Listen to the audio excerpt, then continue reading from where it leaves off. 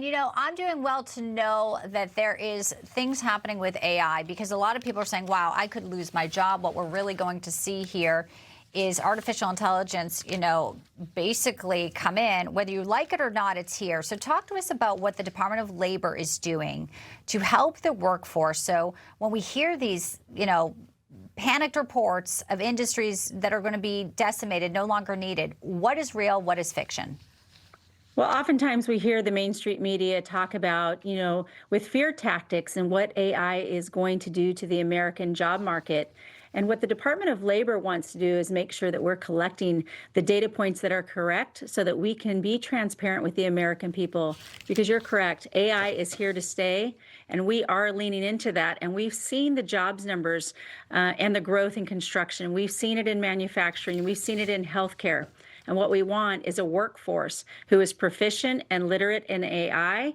And so we are adopting all sorts of new initiatives, one of those being Make America AI Ready, where, for a beginner, somebody who's not been, really introduced to AI, it's something they can do right from their phone. They can text 20202 and take a short 7-day course and, start to dive into that, because we want to win that AI race, and the president has been clear. The jobs in the future, we want to make sure that we have that skilled workforce to go along with that. So we want to be transparent. So the private sector, 600,000 jobs that's been created, some of those will be in AI, and we're going to train that workforce so they're ready to go.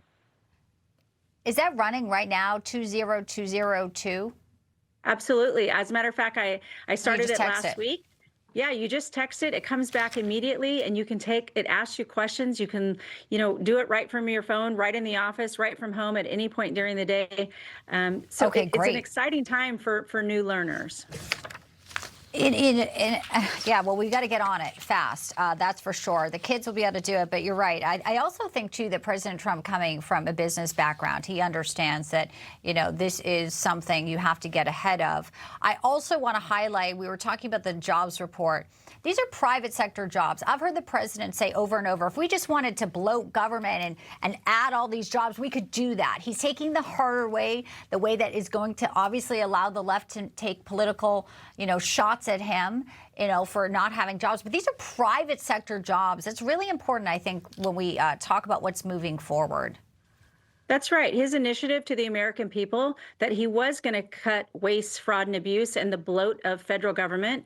And we've seen the lowest job numbers at the federal level since 1966. He focused on the private sector. He has focused on partnering with the private sector to create those jobs, real hardworking American jobs, putting more money in their pockets.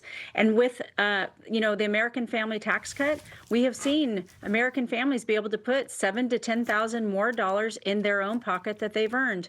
That's been the testament to this president leaning in as he works, with, his teams and the Department of Labor, where we can have those investments by private sector companies, $18 trillion to build in construction, where we have the trades, where we're creating, our welders can possibly come out of the trades and make $100,000 a year. That's real wages in their pockets. And that's why you're seeing those jobs numbers go up, 178,000 new jobs. We blew it out of the water. Unemployment rate is down, holding steady throughout, the nation. And that's what's going to be good for the American economy.